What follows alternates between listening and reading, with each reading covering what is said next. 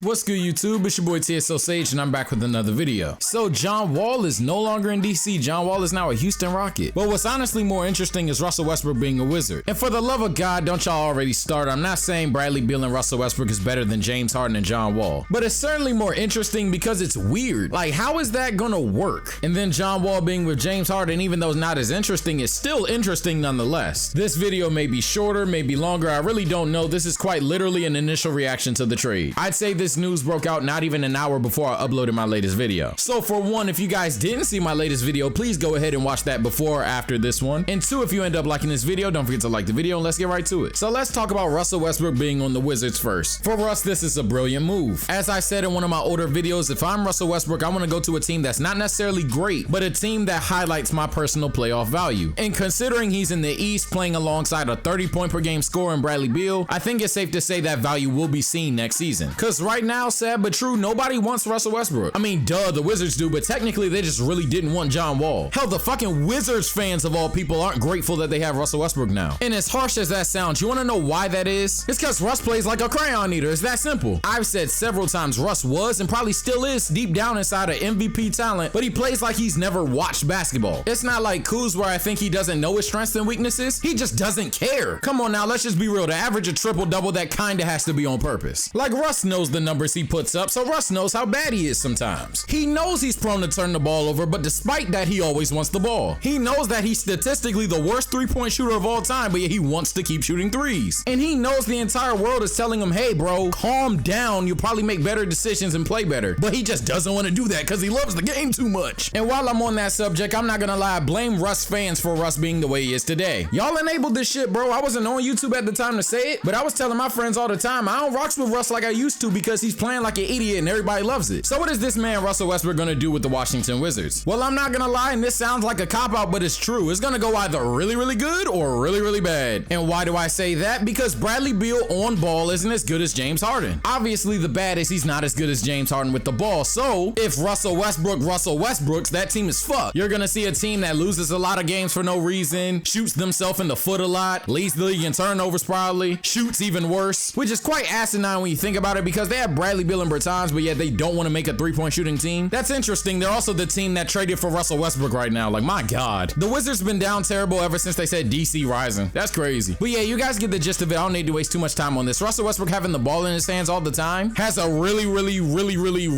low floor. And it's not like that ceiling is so high. Russell Westbrook is only so talented. I've said Russell Westbrook can even be considered an MVP talent, but I've never said he can win a championship. That's a new level of talent and intangibles that Russell Westbrook just doesn't have. He hasn't matured to that level at all. And I know that confused some of you because I just said Russ being really good doesn't elevate the team but so much, but yet him being really bad nukes the team so much. So how can this trade then also have the benefit of being really good for the Washington Wizards? Well, to put it bluntly, one, it establishes a culture, but two, and more importantly, it's a small chance, but this duo could be really good. Yes, we've seen Bradley Beal play next to John Wall, and John Wall is substantially a better playmaker than Russell Westbrook. Well, at least he was. We kind of don't know what John Wall is now, but I'll get to that later. But yeah, even though we've seen Bradley Beal co-star and playoff ball to arguably a better playmaker and better player overall, Beal back then wasn't as good as he is now. His play style definitely changed a little bit, but that's only because he had to do everything for the offense. But if he were to hypothetically go back to that co-star role that he was, he'd do exponentially better than he did with John Wall. And that's because, again, he's just a better player. And sure, Bradley Beal got so much better, but he's still not James Harden, but he's way better than James Harden off ball. But here's the thing, they shouldn't treat Bradley Beal like a co-star, because today you could argue Bradley Beal is better than Russell Westbrook. As a result, and this is obviously a perfect world, it'll probably get ruined because Russell Westbrook's stupid, but you could have a situation which, even though Russell Westbrook dominates the ball, Bradley Beal is the #1 option. Because even if you think Russ is still better than Beal, Beal's game works today. Russ's clearly does not. On top of that, the Wizards aren't the Rockets. Talent and personnel wise, they probably wish they were the Rockets. But schematically, and even though I don't like Scott Brooks as a coach, they're still not the Rockets. They're not gonna have Russ standing outside on the top key or the wing, giving the opposing defense the ability to dare him to shoot. Instead, you could have a situation in which Russell Westbrook matures, Bradley Beal doesn't have to do everything, but yet still gets the same amount of shots he did last season, Scott Brooks doesn't remain one of the most inept coaches in the league, and you could have a team that probably loses in 5 or 6 in the second round. But if you can't tell by now, and let me wrap this up so I can start talking about Walter Houston, this is clearly the Wizards' peak. On top of that, their ceiling is so much above their floor. Because if Russell Westbrook is bad enough to the point where the Wizards don't even make the playoffs, I'm not gonna lie, y'all should be ashamed if that's your favorite player. The worst thing that I can see happening to the Wizards, disregarding injury of course, is them getting swept in the first round, which I'm not not gonna lie, it's my prediction. Call me negative, call me toxic, whatever the fuck you wanna call me. I really don't give a shit. I say it every video. But I never have and never will be the guy who's in the middle all the time just because it's the middle answer. If I really think everything's gonna go wrong, I think everything's gonna go wrong. And as cool as Russell Westbrook growing up and Bradley Beal still getting the shots even though he has Russell Westbrook on the team, and the role players not being as dog shit as they really are, and Scott Brooks not being a terrible coach, unless Bradley Beal is way better than I think he is, which I think Bradley Beal is really, really good. They out in the first round, bro, and it's probably with brooms. Westbrook and Beal is gonna be such a weird pairing. I'm certainly gonna watch it, but it's probably gonna be Russ doing a bunch of stupid shit and Beal getting pissed off. But now transitioning to the Rockets, the more I think about it, it's actually gonna be harder to talk about this team. They got a new coach, new GM, and a new point guard. They seemingly gave up the small ball shit, but they still value three-point shooting #1 because they have Boogie and Christian Wood out there. And side note, I know they got a pick, but it's like 2023 lottery protected, which will probably end up translating to an unprotected 2024 pick. But to be honest, I doubt that matters. The biggest thing about the Rockets is how good is John Wall and what are you going to be playing like? Let's say John Wall is the exact same guy he was before he got injured. Well, now you have a phenomenal playmaker out there with James Harden, but guess what? He still needs the ball in his hand. John Wall isn't good off ball. John Wall needs the ball in his hand. And even though I doubt it because duh, new coach, if the Rockets approach offense the same way they did last year, granted John Wall's smarter than Russ, but again, he can't shoot and needs the ball, so it's going to be a very lateral move. I don't think the Rockets were 2 turnovers away from winning a championship. And if John Wall just sucks, that's even worse. And I know I'm supposed to be talking about the trade, but it doesn't help that John Wall isn't the only question mark in the starting lineup. Boogie basically hasn't played in 2 years now. So the Rockets are still up for grabs, but their ceiling is obvious and their floor is obvious as well. The ceiling being a really tough out in the second round. And although I don't see the Rockets ever getting swept in the first round, the Rockets can still be a first round exit. And no, you're not catching a sense of deja vu. I quite literally just said that not even 2 minutes ago about the Wizards. Granted, I said the Wizards will probably get swept. And yes, some of it has to do with the fact the Rockets are in the West, but it's crazy how both of these teams have the same ceiling and the same floor, right? You want to know why that's the case? Because yes, right now the Rockets are looking like an L franchise and the Wizards are an L franchise. This really ain't got nothing to do with either of them. To be honest, outside of contract, it ain't got nothing to do with John Wall. And that nigga's in the trade. This is about James Harden and Russell Westbrook, both with insane talent levels, but even more insane flaws. Westbrook's literal approach to basketball has held him back his entire career, and maybe it was D'Antoni's fault, we'll see in the future, but right now it looks like James Harden's inability to play off ball has hindered his career. And it's more embarrassing for Harden, the fact that he compares to Russell Westbrook and he's so much better than Russell Westbrook. But when it comes to team success, they have the same ceiling and the same floor, and no matter who their teammates are, it's gonna be the same way, unless those teammates are Kyrie Irving and Kevin Durant, which is why I feel the Rockets aren't done yet. The Rockets need to move James Harden. Even if it ends up making some super team in Brooklyn or some super team in Philly or wherever, James Harden, at least for your franchise, is unchecked. He's uncoachable. You can't do anything with him. You've literally encouraged his style of play and his inability to play off ball. In fact, you've protected it so much to the point he doesn't even recognize it as a weakness. Matter of fact, not even a weakness, is something he borderline refuses to do at all. But yet James Harden isn't a crayon eater. He just won't do anything for you guys, but if James Harden gets traded, that can easily open his eyes. See, many people have that my league, my GM trade machine mentality and just throw out many humane aspects into a trade. Getting traded means although another team values you as an asset, the team you are just at literally wants to get rid of you. Let's say you work at Wendy's or some shit, right? And you want some SpongeBob shit while you work at Wendy's. Like you try your hardest every day, you try to make the best fofos of your life. And then you clocking in one day and shawty tell you, nah, bro, go ahead and work at the McDonald's. You better be sad as fuck making Happy Meals. Ain't that shit crazy? But that's literally what a trade is. The Wizards are still gonna ask Russell Westbrook to be a co-star, or even if he ends up being the leader of the team, he's co-starring with Bradley Beal. And they're gonna ask John Wall to do the best Russell Westbrook impression he can, but be a lot smarter than him. You could really argue this is a lateral move in the grand scheme of things. In fact, the only benefit I see is the Rockets don't have Russ anymore, and as for the Wizards, people have a reason to watch the damn game. Russ may not follow a playbook or anything, but he's definitely exciting. But yeah, you're setting yourselves up for either the future or box office appeal. Like nothing in terms of today is gonna change. And for those of you who think I'm just finding a way to hate on Russ right now, look at the grand scheme of things. Drew Holiday went for 3 first-round picks, Eric Bledsoe, and George Hill. John Wall's last game is almost literally 2 years ago, and you only got 1 first out of it, and that first is probably gonna be irrelevant for a player who averaged a whole triple-double in 2017, just to do it again the following season. And then watch the Rockets do the same thing they've done for like 3 or 4 seasons now. They're gonna be a really good offensive team, hit a lot of threes, and underperform in the playoffs. I know they went against LeBron and AD last season, but come on now, y'all was talking about they're gonna upset the Lakers. Like, don't get me started on that again. But yeah, I'm not gonna be a Scrooge. This trade is exciting, but in the grand scheme of things, it's not gonna change much. Because at the end of the day, Harden's gonna Harden and Westbrook's gonna Westbrook. I've written off Russell Westbrook as a player. I don't think he's gonna win a championship one day, but I guess the Rockets are the winners of the trade trade by default because they're a step in the right direction. Get rid of that man Harden today because he ain't gonna do nothing for you tomorrow. But that's gonna do it for today's video. It's been your boy TSO Sage. If you guys like the video, don't forget to like the video. If you like my content, subscribe. It means a lot. And it's been your boy TSO Sage. Don't forget to follow me on Twitch. I'm gonna holla at y'all later. Take care and stay blessed.